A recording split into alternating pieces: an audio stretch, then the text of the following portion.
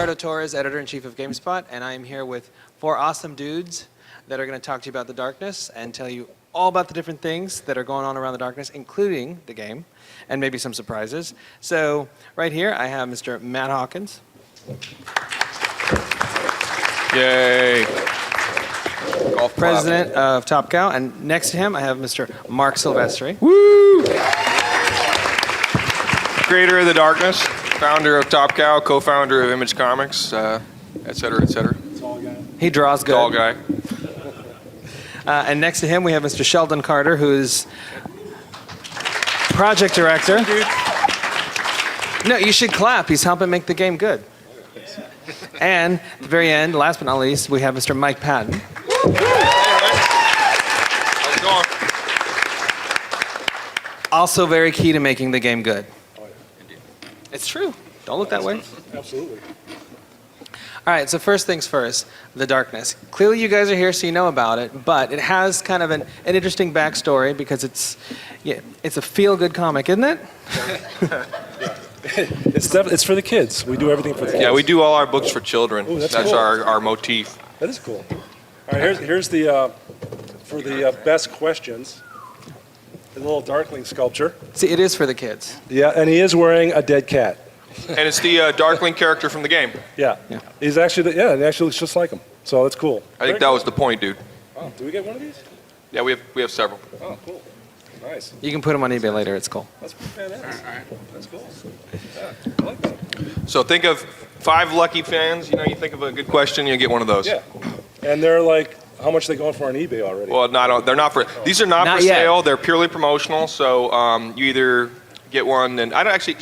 How do they get them normally? It's through EB. Oh, it's through 2K's website and stuff. So go to 2K's website. Which, do you know what the address is for that? 2kgames.com. 2kgames.com. Look under the darkness, and there will be the information on there as to how to get it. Yeah, cool. All right. Or a really good question. There you go. You have 2 options. Think of good questions. One is easier. You can leave with it. All right, so I first think we're things doing first. questions at the end. Yeah. Well, we'll go to you first, though, because you're remember him. He's ready. He's ready, right there. Okay, I got you. Ready to go.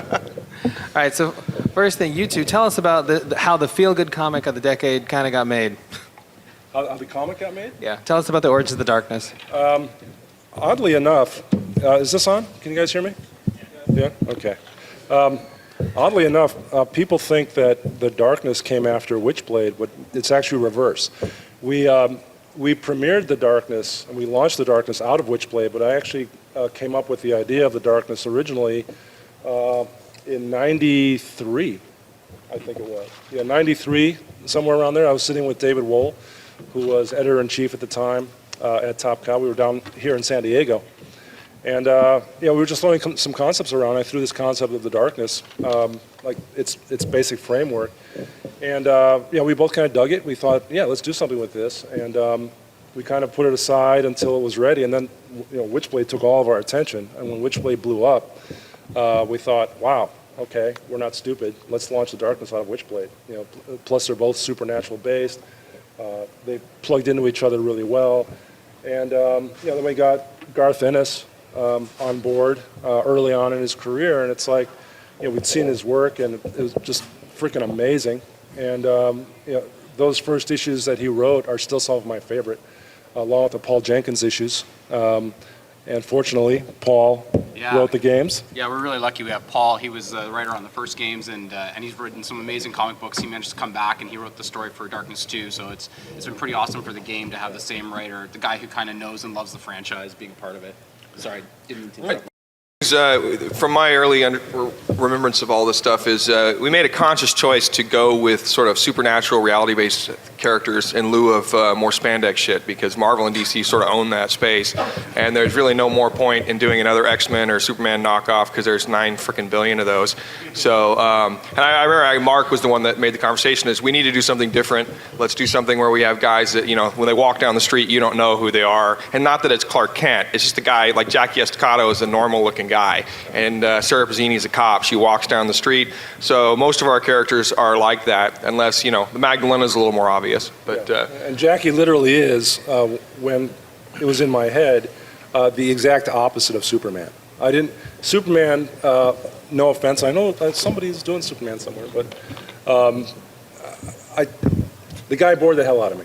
You know, it's like I found Clark Kent more interesting, you know, than Superman. But and I wanted someone who didn't have the advantages of Superman.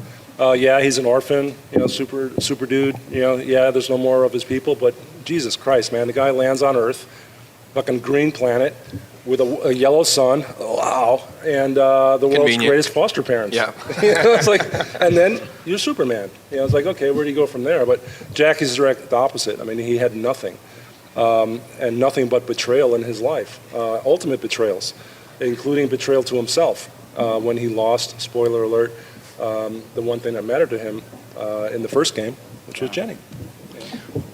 Now, as far as when you were working on the comic, did you know it was did it feel like you guys were making something big, or did you just feel really good about the material and were surprised by the response it got? Well, like Matt said, from early on, we knew we didn't want to do guys with their underwear on the outside, because that was being done really well already. And I had done that for years when I was a freelancer, but I grew up on like horror and sci-fi and fantasy stuff. That's what I grew up on. I didn't really grow up on superheroes. You know, did something was about to fall on me. It's just lightning. There's a building. It's cool. Yeah, bolt of lightning. But I grew up on that other kind of stuff, and I wanted to incorporate elements of horror and supernatural into our universe, which is why Witchblade. It has nothing to do with the fact that she's barely wearing a costume. Nothing to do with that at all. But it's all supernatural stuff. So. Really, we thought we were kind of hitting something already with Witchblade, that niche that wasn't being really scratched. Scratched. Yeah. Yeah, so we knew we were onto something pretty good, you know, and the fact that Garth was on there, and we had a really good marketing campaign for it. So, but obviously back then, you know, early 90s. It was very 90s, different. Yeah, it's a different place, different world. This convention was a completely different place. We never could have dreamed that we'd be having video games, you know, not even the mention of this quality done of our works. So it's been awesome. As far as the relationship between Jackie and the Darkness goes, that was kind of a unique, kind of very odd buddy cop movie, let's say. Yeah. You know, so talk to us about how you developed that and how that even came out, because it's one thing to make these kinds of characters. But, I mean, this is essentially kind of a power, kind of a way to interact with the world. That was an ongoing dialogue that was very interesting and hadn't seen too often, at least not in people that weren't crazy, right? Well, I mean, we're all kind of crazy, right? And that's one of the things that I thought was really important with the Darkness, as opposed to Superman. Superman is not crazy. You know, he's Superman again. You know, that's you can't be anything but super, right? And man, but we're all kind of people that have issues, obviously, some more than others. But you know, Jackie, one of my favorite movies, if not my favorite movie of all time, is Forbidden Planet. How many of you guys have seen that? Yes. Right? And the great conceit and the core of that movie is the monsters from the id, which is brilliant. And I always thought it'd be kind of cool because we all have this dark side of us, and it's, you know, half, if not more, than part of a lot of us. Jackie, like all of us, has this, but like monsters from the id, his physically manifests. You know, and I thought, wow, how great would it be to have something terrifying that all of us try to hide? Maybe not Mike. I've seen your videos, dude. Yeah, speaking of issues, but yeah. So how cool would it be to have that inner voice externalized? You know, where Jackie is constantly having to be a hero against himself. Yeah. You know, that's what I thought was unique about Jackie, as opposed to other characters. He literally, his worst enemy and his greatest ally is himself. You know, I mean, that's unlimited as far as what you can do with that. Yeah. I think the other thing is key to Jackie is, in essence, he has the power of creation, but it has its limitations. And in a weird way, he's kind of he's got this ultimate power, and he's kind of this bad, flawed guy who was raised in all these crazy circumstances, and he becomes the gatekeeper to this ultimate evil sort of chaotic power, and it's the only thing he's actually really afraid of, you know, and so he has to keep that bottled in. And in a way, I think his journey, and it's certainly sort of your classic anti-hero, but his journey kind of deals with the fact that he has to almost become the hero in a way, in an odd sort of sense, and becomes this heroic figure because he in essence sacrifices his humanity to maintain the darkness inside of him and keep it from spilling out over to the rest of the world. So, but... So clearly, kind of a nuanced, complicated character. Not necessarily totally perfect for a lunchbox, and yet you guys have managed to... Depends what you're eating. Yeah, my kids like it. I got a 10-year-old kid. He digs it. I don't want to see the thermos in the lunchbox. But you know, what about the darkness made it a really good fit for all the places you've taken it? And, you know, and where could it go? Hint, hint.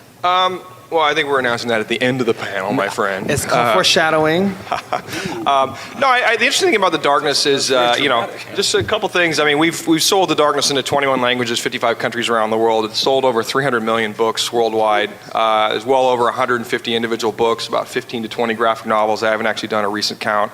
Spawned multiple action figures and statues and a various. It's just an interesting character, and I think the key is, when I first started working with Marc, the two things he told me early on is we don't do something if it's not cool, and people need to want to be these guys. You know, the classic thing for us was always if you got a guy, you need to have a manly man. You need a guy who guys want to be and girls want to fuck. Jesus, the kids. There's a thing. I already looked around and didn't see any children, so. Oh, sorry, dude in the red hat. It says right here, do not say fuck. Please be aware that many members of the audience may be under 18 years of age. Sorry. And they can't watch the video anyway, right? Well, Next question. moving along. Where was I? All right, so Hey, you're the one that told me that logic, so that's your fault. I didn't say that. Go ahead. we're gonna pretend it didn't happen, and for those taping, we'll edit. This never happened. Remember, it's for the kids. That's why. There you go. Yeah, for the kids. So we've seen the darkness evolve quite a bit already. You're right.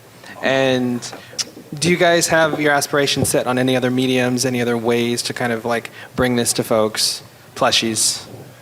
I think we tend to do licensing based on, honestly, it's the nice thing about having a company that's small where you've got a couple guys like Marc and myself who really make all the decisions because we don't do necessarily things that are stupid Okay, somebody wins this one. Yeah.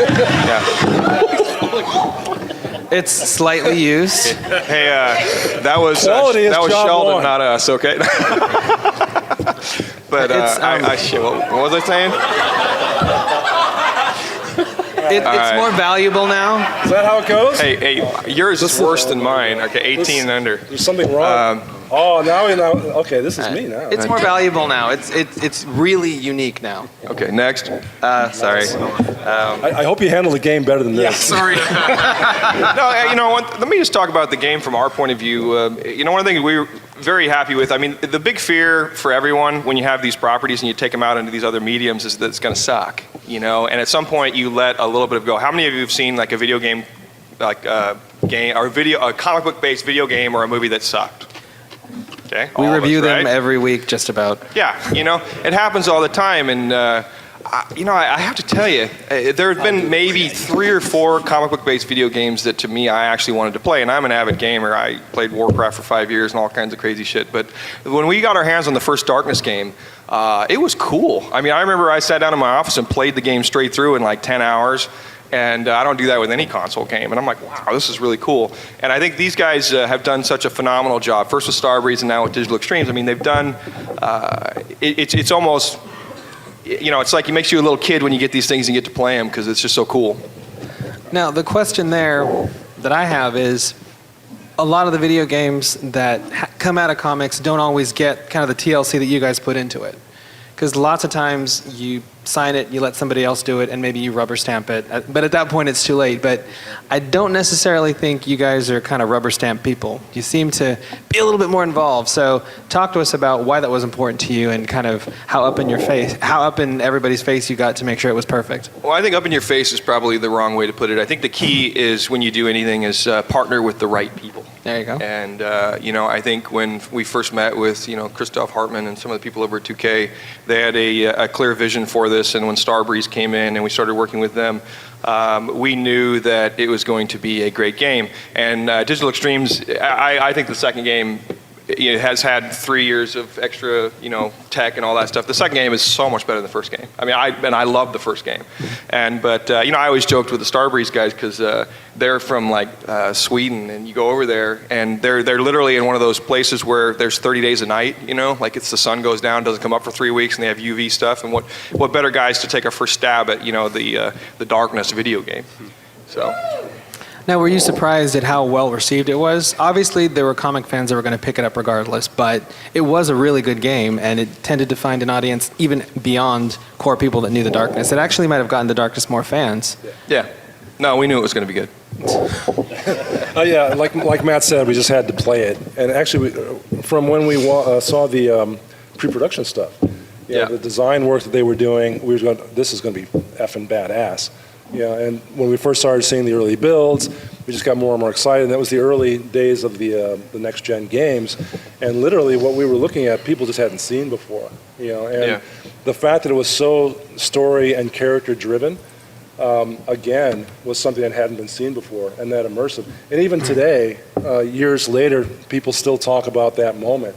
Yeah. It's good stuff. It's so brutal, and just it made you feel so much for the character. That we're really proud of that, and these guys have taken up that mantle. And in fact, when Sheldon says this stuff about the game, I just want to say that talking to them, it's been like really an honor and a lot of fun because they're fans of what we're fans of as comic book people.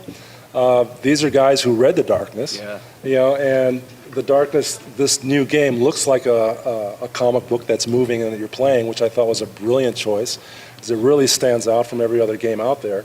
And the most important thing is that they wanted to keep the narrative aspects of The Darkness. Yeah, I mean, for us, it was, when I look back at Darkness 1, the moments that grabbed me were sitting on the couch with Jenny, and kind of like as a player, you're sitting there and you're letting it breathe. You're letting it, you build a connection with her so that when she dies, then you feel something, and you feel something that you didn't feel kind of in other games before The Darkness. So for us, like our challenge was we wanted, obviously we have a new story, and like I said, it's Paul, so it's great. It's the same writer, so we kind of have those same hooks, but was to give the player that same experience. We want you to build up emotional connections in this game. We think that that's kind of signature to what The Darkness is. Yeah. And so that type of storytelling, that type of emotional storytelling, I mean, it's got this great balance because you've got this character with these demon arms, and you can rip things apart, and you can kind of have that kind of anger fantasy fulfillment, but we also have that ability to have that fantasy fulfillment of kind of the rest of your life, to give you those emotional downbeats, so that when the action comes up, it kicks up so high. Yeah, and I not that I'm just trying to give these guys continued praise because in the room, but 2K is not a company that puts out plug and play pieces of shit to spawn and to get off some marketing window of some movie release. That's not what they do. And I think you got an A-list developer with Digital Extremes, you got an A-list writer with Paul Jenkins, you got an A-list character created by Marc Silvestre, and A-list voice talent. A-list voice talent by for sure. I did want to go. I want to hit that for a second because as cool as everything was, it could have completely fallen apart if The Darkness had been kind of like nailed wrong, right? So, talk to us about the first time you remember hearing, or just tell us how Mike got involved and the first time you heard him do his thing. Well, I can't take any credit for getting Mike involved. That was all Starbreeze and 2K. Starbreeze. You'll have to tell that story. The Swedes, because Swedes. all about the Swedes. Yep. But the first time I heard the voice, I went, what? This is like the coolest thing I've ever heard. And then I heard more about how you went about doing it. And it was like one of those things where kind of Matt and I would look at each other and just go, there's magic happening here. Yeah. Because number one, it could fall off the rails at any moment. Oh, yeah. Oh, there's a picture of Mike. That's awesome.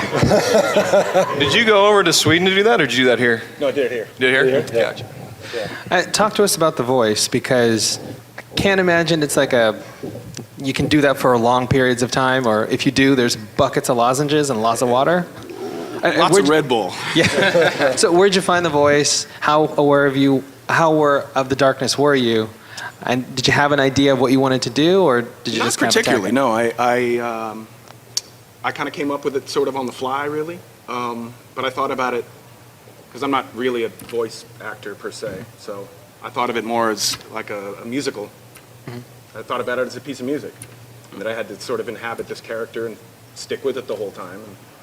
And yeah, I sort of channeled, I don't know, So when, so a teenage death metal vocal styling, so to speak. yeah, so when you were putting together that character, what inspirations, what touch points did you feel like you had to hit? Like you said, teenage death metal. Absolutely, yeah. I mean, I haven't done a lot of voice work, but each character that I've done, I've tried to sort of channel somebody or something. Yeah. Like I did one, I was a main character in sort of a military type of game, and I thought to myself, Bionic Commando.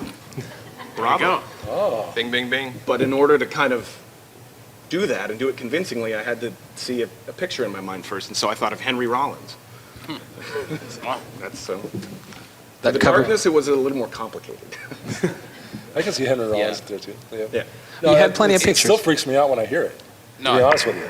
Yeah, because it's so spot on and perfect. And the fact that you just came up with that on the fly really worries me. It took I some recorded I took one of the things that you did and actually made it. It's the ringtone for my ex-wife when she calls me. That's good. It's good. So thank you for that. So that would be the ringtone. That's true, by the way. Inject yourself! Give me its power! Do we want to show some video? That's you. You guys want to see some video? Do we have it ready? You Out! guys want to see some video from the game? Back to the... Can we get the lights? Lights. Yeah, this is the Darkness darkness 2. panel. Come on. The Darkling is going to go crazy. He's going to break it. Jackie Estacado, in the flesh. You've been keeping something that was once lost. Something that doesn't belong to you. Now you have to choose to give it back. The darkness made you watch your girlfriend's murder. Your first meaningful act as its host was one of submission. If they take me, you lose Jenny. I want the darkness.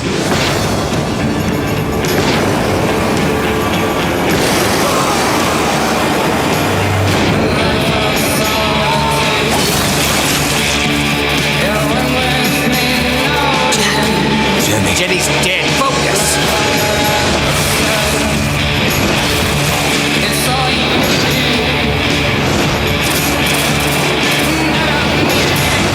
Face it, Jackie. You can't control the darkness, and you never could.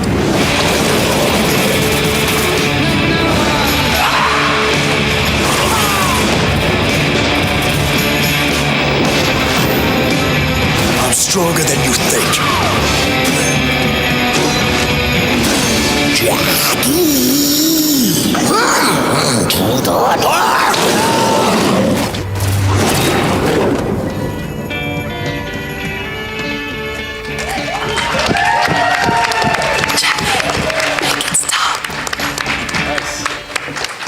Nice. All right, so fill us in about that. Tell us where this picks up. It's obviously a sequel. So where are we in the story? Yeah, we're 2 years after the events of the first game. So Jackie's kind of, I mean, he's a little bit moved on. I guess he's now become the Don of the Estacado crime family. So they went from being the Franchettis like they were in the first game, and now he's taken over. He's the Don. So now they're the Estacado crime family.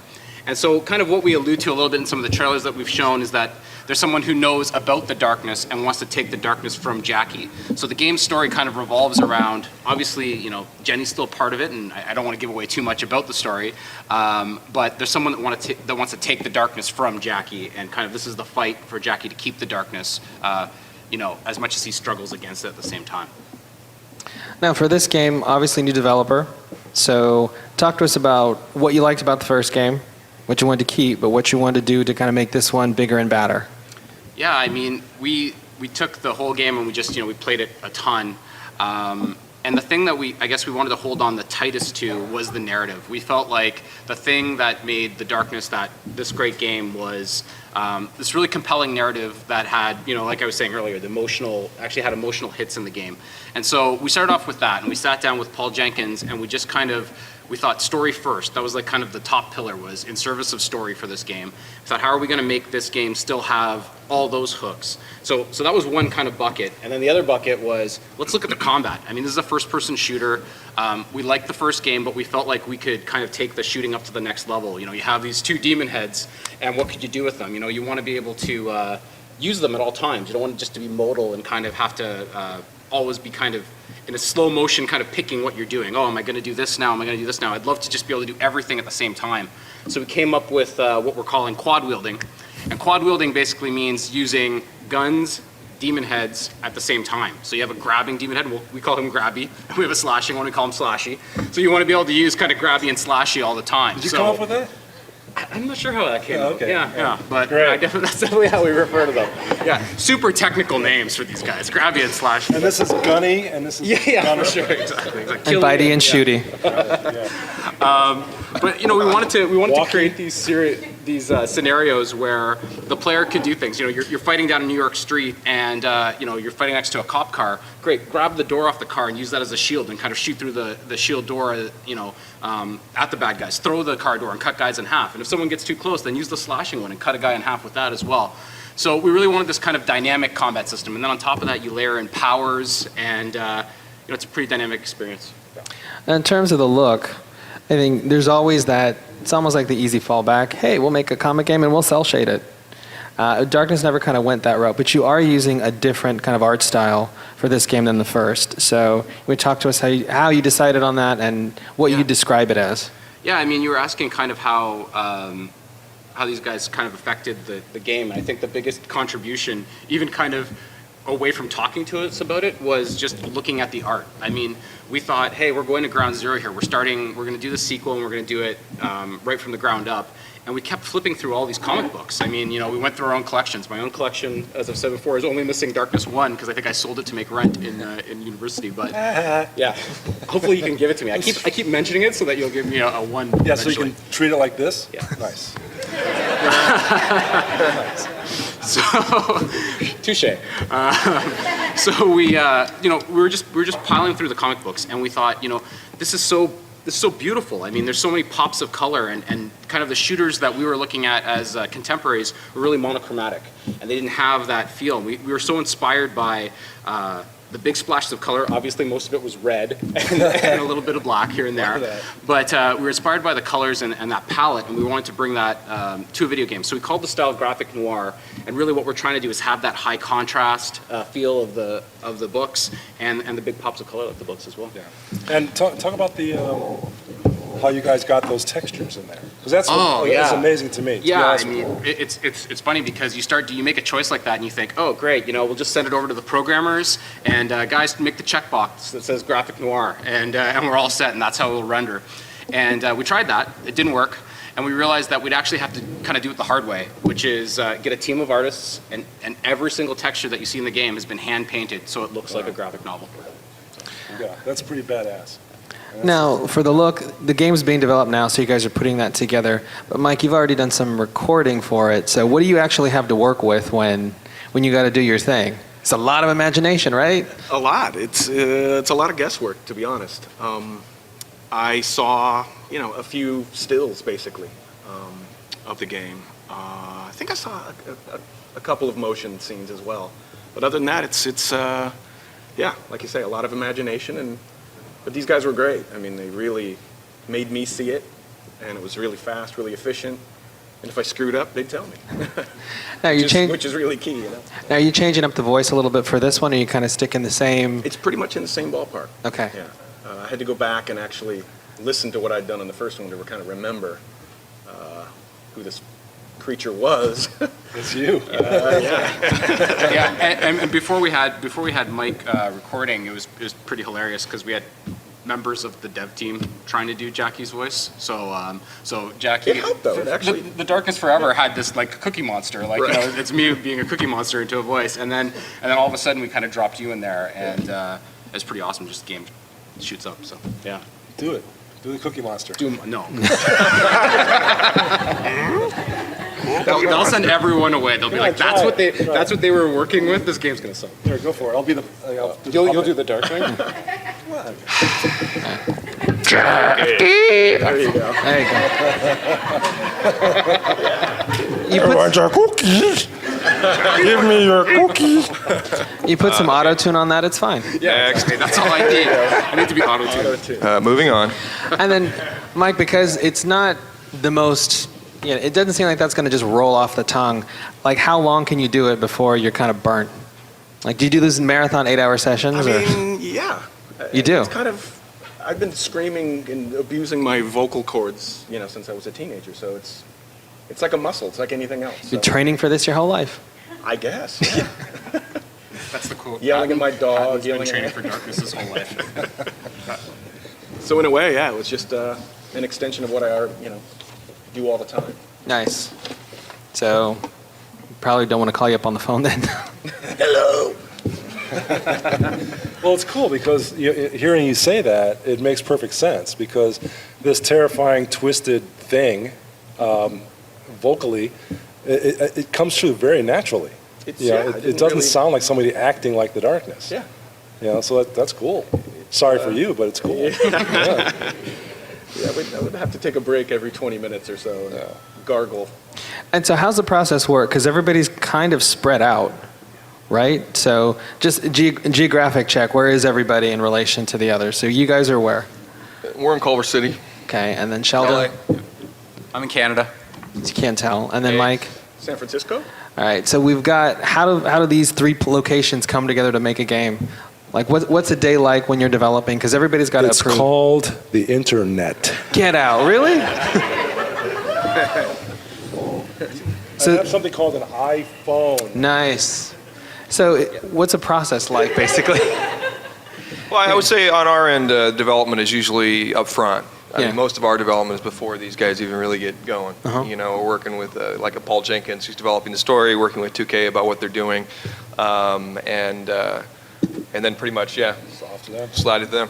Yeah, I mean, it's pretty, like, with us we had, with Paul kind of getting the blessing, I guess, from you guys, story-wise, that was what we really wanted. We wanted to make sure that what we were doing was going to be in line with what, everyone loved from Top Cow and everything that we liked as well. So basically, we had Paul, who was in our studio all the time, working with us, helping us build the story.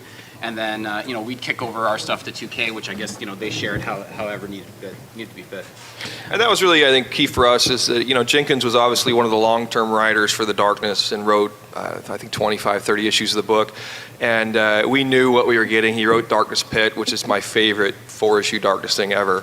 So I mean, we knew this guy already knew how to write the character and could do something with the game to make it sort of true to the core of the comic, and yet it work because he had worked on some video games. Paul had worked on Twisted Metal Black and a few other things, so he kind of straddled both fields, and we knew he'd do a good job. So. Now, the development process, it is everybody up here on the stage, but how much of what the folks out there, the folks that played the original game, posted on the internet, because it's a great tool for that, how much of the fan feedback got taken into account when you guys were approaching this game?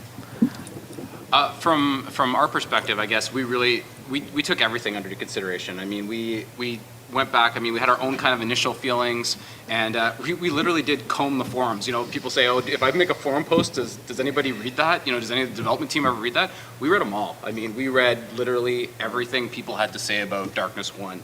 And that's how we kind of came with our kind of attack plan for how we were going to do the game. We wanted to basically improve all the things that people didn't like and keep the stuff that people thought was gold. Now, as far as what people can expect, is there maybe some fan feedback that you guys incorporated that you want to tell folks? Anything in particular that stands out? Ooh, that's interesting. I guess, one of the things that the biggest fan feedback was more on something that we're keeping, but I guess that's the part that I guess I keep saying it because for us it is so important, is just that emotional storytelling. The moment with Jenny on the couch, the moment where Jenny gets shot, like, if that's not, if you don't have those moments in Darkness 2, then for the fans, it's not Darkness 2. Yeah. So those are the types of things where, even though, you saw a little bit where example, I guess, of making sure that we kind of took the story and then still was able to kind of amp it was the scene you saw just in the trailer there where Jackie's nailed to a cross. Well, the way Jenkins wrote it was that Jackie is powerless against this enemy right now. And then we were able to kind of go and say, okay, what's the way that kind of fits in the Darkness lore that will work? That wasn't what's on the page. What's on the page is Jackie's trap. What actually came out was Jackie was crucified. And that came, honestly, from looking at some of the stuff, the feedback from fans, how in Darkness 1, how much they loved seeing Jackie at that point of weakness. So we tried to, we always were trying to incorporate that stuff into the game. Now, you're talking about a lot of red in the imagery and whatnot. So is there a bar that you guys are aiming for in terms of what's too much, what's not too much? Because There's no bar. I was going to say, because I've seen some of the game already at E3 and whatnot, and doesn't seem like there's a bar, but I'm just wondering, do you guys have guidelines of like, this is the right way to rip off somebody's head? I think the best was we were doing a call with the ratings board, the ESRB, and we're kind of like going through their checklist of all the things a game can have to get a mature rating, and it was just like check, check, check, and then we went through the whole thing, and I kind of put up my hand and I was like, okay, so we have a situation where the Darkling, when a guy's dead, he takes a pee on him. That doesn't seem to be covered in your list. What does that mean? And that sent the lawyers, whatever. But I mean, there is obviously there's a limit of taste. But with the Darkness, I think you have these two amazing demon heads. You have this Darkling running around. You can do anything you want, And we want to feed into. I'm going to reenact the scene for you. Yeah, it's a highlight for me. Well, I gotta tell you, I really like the fatalities or whatever you want to call them. I thought those were pretty badass in the second game, and I don't know if you've had a chance to play the demo, but they have it at the 2K/Top Cow booth. There's 8 playable kiosks, and there's some really amazing fatalities, like the wishbone, where you grab a guy by his legs and rip him in half like a wishbone. And there's the python through the chest, right? So like from the Alien movie. And so Daisy Pop. Yeah, Daisy Pop. Yeah, it's just it's fun. Good fun. Some fun. Yeah. No, Good fun. It's really the cool thing is, we've talked about this before, is that it's the violence is over the top and it's pretty cathartic, to be honest with you, but it's also very much in context with the Darkness. That maybe a screenshot would look gratuitous, but when you play the game, it's like it really kind of fits, and especially with the graphic noir that these guys have done, the hand painted textures and all that, it's not gruesome as much as it is entertaining. Yeah. If that makes any sense. Yeah, totally. And I think the level of violence that we're going to is just like we were saying with the art style. We're inspired by the books. So I mean, I encourage everyone to pick up back issues of Darkness and check out the level of gore and violence that are there. And we're not doing anything that Pass the buck. Yeah. Nice. That's all you guys. Pass the buck. Hi, Mark. Are you surprised that these guys are running with it as far as they are? Obviously, there's a lot of source material for violence and gore in the books, but I mean, they're getting kind of creative. You pleasantly surprised? A little disturbed?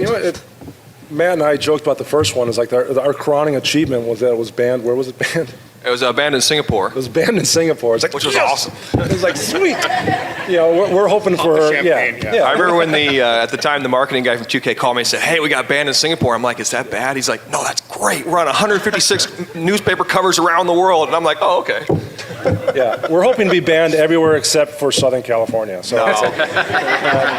Nice. but no, I mean it's I've played the portions of the game and I've seen a lot of the game and and everyone I've watched play this game, and we can play it at the it's here. Yeah. You can play it at Top Cow booth, by the way. Yeah. Just come on by the booth. You can play the game. Everyone I've ever seen play the game has this look on their face. They have just this maniacal laughter. Yeah. And it's not because what they're seeing is like goofy or anything. It's just so much fun. The quad wielding mechanic, which again, if you're talking about going on through the threads and all that stuff and seeing what people wanted. One of the things that I noticed was that at the end of Darkness 1, when Jackie goes completely crazy, but the game is out of your control, and you've got the tentacles and the guns and all this stuff happening at once, people said, I want to play that.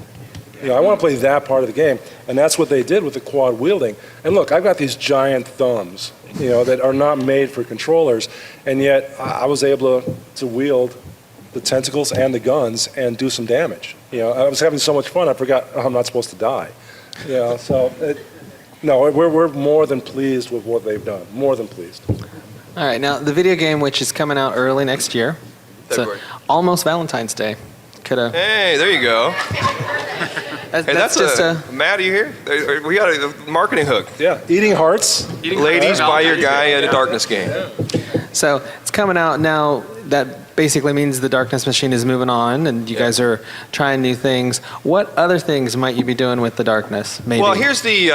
We are proud at Comic-Con here at the 2K Darkness panel to announce that we've engaged the Mandeville Films Company on the Walt Disney lot to do a live-action feature film version. They are most well known for they did The Fighter, that movie with Christian Bale and Mark Wahlberg. Academy Award-winning production team, and they've done a number of really great productions over the years. We've had several really good years with them. We've done 2 years ago at Comic-Con, we announced a project called Alibi that we were doing with them based on a comic that some loser, I wrote that, right? Yeah. That we did with the film version of that. And then last year, Mark had a comic book called Crosshair that he did with Jeff Katz, and we announced that. And both of those projects we sold to Summit Films, which are both still actively going there. And so we started talking to them about what to do. And so we're going to go full bore with a live action feature film version of The Darkness, which we'll keep announced. But that's, it's good stuff. And It's not going to be a small, watered-down version of The Darkness. We're looking at a major motion picture here. No, it's definitely, we're not looking for the, $10 million shitty version. We just wouldn't do that. Yeah, not going to happen. And by the way, I did mention that if, they should reach out to you, Mike, if they need a voice for The Darkness for the film. I did say that, actually. I literally told them that the other day. I said, he'd be great. He is the voice of The Darkness. And Justin Bieber. Justin Bieber. I mean, I didn't mean to throw that out, but... I do just want to make Justin, sure. come on up. Hey, turn around. You don't get one of these. Well, we have... But just so everybody here doesn't freak out, you guys are going to have a lot of say in it, so we won't wind up with Justin Bieber or, sorry, any tweens as, Jackie, right? No, I mean, I think Mark and I approach filmmaking and video games with sort of two basic premises. We want it to have a sort of that wish fulfillment and be at least somewhat faithful to the core material. You can't make it completely faithful because different genres and different mediums warrant different things. But secondarily, and it's one of the first things that Mark ever said to me, is we're not doing it if it sucks. Okay. It's just not worth the money, you know? You don't want to boot your franchise out the door and never hear from it again, and that's what happens. Yeah. The same thing if the first game were bad, Darkness, there would be no opportunity for Digital Extremes to make it even more badass. Same thing with anything that we do. Yep. It's like, I don't know if we're going to see another Green Lantern movie, are we? Oh. I don't know about that, but so we're going to make sure that The Darkness just it kicks ass. In anything that we do with it, features, animation, whatever we do with it, it's just going to kick ass. All right. Otherwise, we don't do it. Well, we got 5 minutes left. Just about, so you know what that means. Q&A. Hey, do you want to bring the toys up? Here, I'll come help. So we're going to do QA. You will get Don't break. mint condition statues. Yeah. And if anybody's got crazy glue, this one can be mint condition too. All right, so you, go ahead. Give a shout. One is during the process of the development of the game, I know that you develop practically a script story, which is the game is based on. But during the development process, usually you go back and forth and says, okay, this is right or wrong, and you put all the roles on it. Says, okay, this is the tricky part, this is where you need to jump, eat, and float, and all those. How goes and back and forth between the development and the story development? I know that you said that the story writer. Is that all right? What do you think? That's kind of like how you manage to get it. But anything in the process that you consider care of, do something different that because it's easy to take that story and say do a game, then the game starts, even if it's completely similar to the story that you have to end. It's a unique skill. Yeah. It's a unique skill. Yeah, it's Or if you don't want to even make it too easy or too hard. Is there a question in there somewhere? Well, I think he answered the question. Yeah, I mean, it was very collaborative. We would build. Obviously, I mean, a game takes a long time to make. It takes a lot of people. There's hundreds of people that are working on the game, and so from that perspective, what you have to do is you kind of have to get an outline down early so that you know what the main path of the game is going to be, and then in the middle of that you can iterate on the story, and that's kind of what we did. We said, okay, this doesn't work, this isn't the emotional beat. I mean, pacing is so important in games, and so this isn't working for a pacing moment, we need to bring it down more, so let's rewrite this scene. So I mean, it was really organic. Luckily we have talented people who are able to adapt to that. So Second question is for a woman. Is there a woman with a question? All right, somebody come up here so we can hear you, although I have like 5 feet of mic, sorry. Please, there you go. Hello.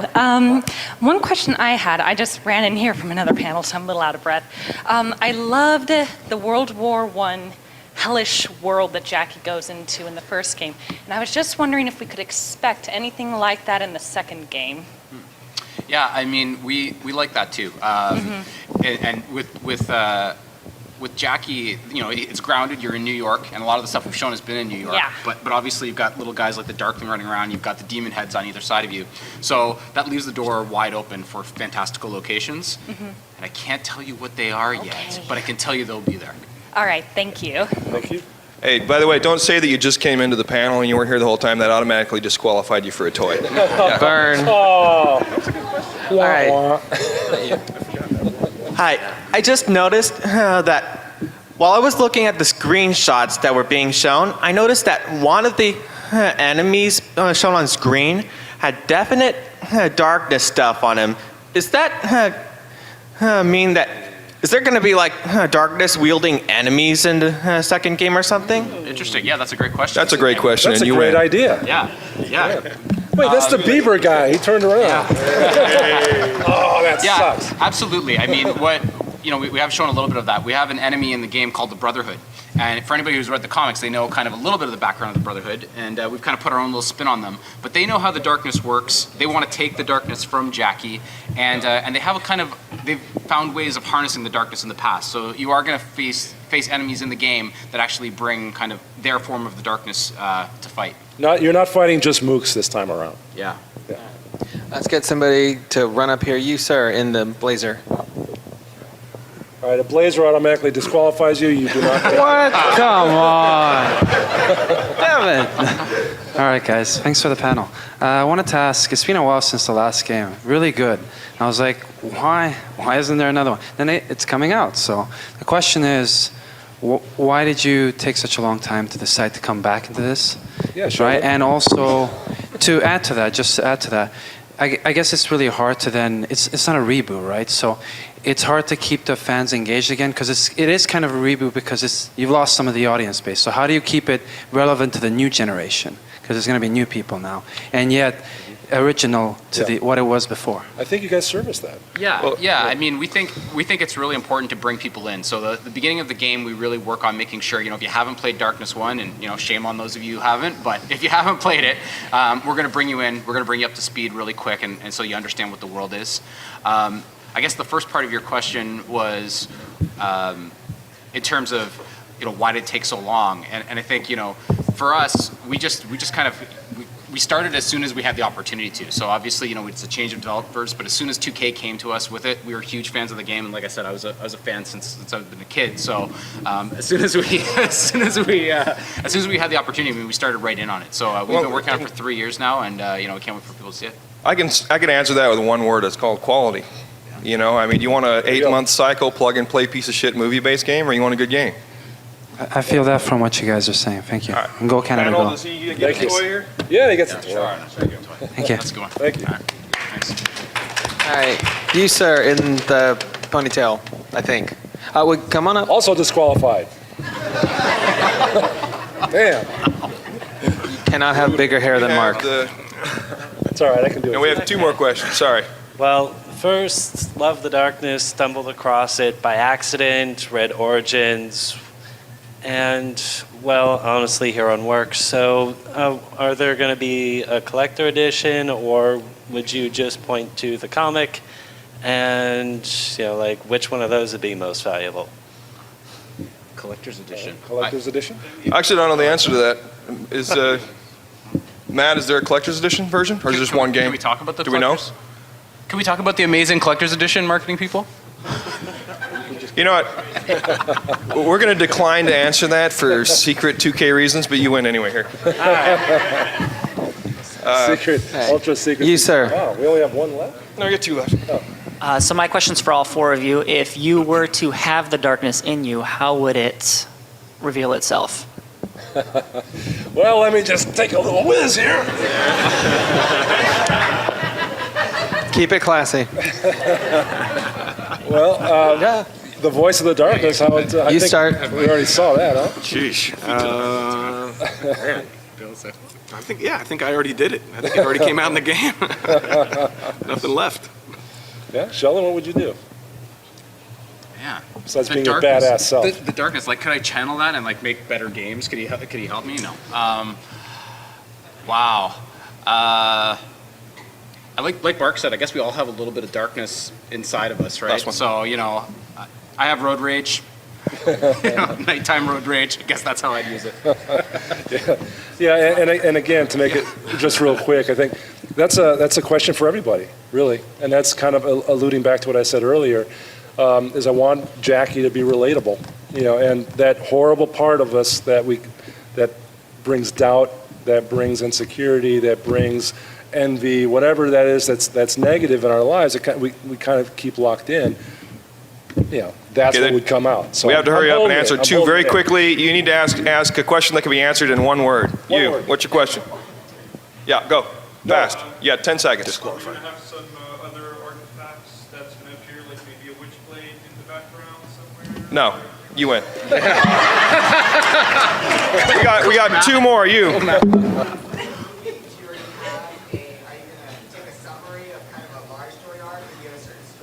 It's an origin. Give him one. I'd give it to you, little kid, but you're under 18. We're not supposed to give you guys stuff. Right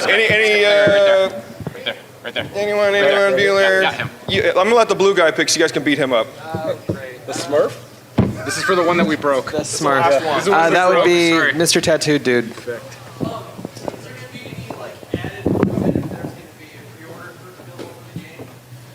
Maybe. Okay, we're done. Thanks. Yes, there is. Yes, there is. Yes, there is. All right. Thank you. You get the busted one. There you go. Oh, there you got it. There you go. All right, so for those of you that you want to go out that way and get a free Thanks, comic everyone. book, Yeah, make sure everybody Thanks, get a everyone. free comic, and thank you very much for Yes, coming. thanks. Come down to the booth and play the game.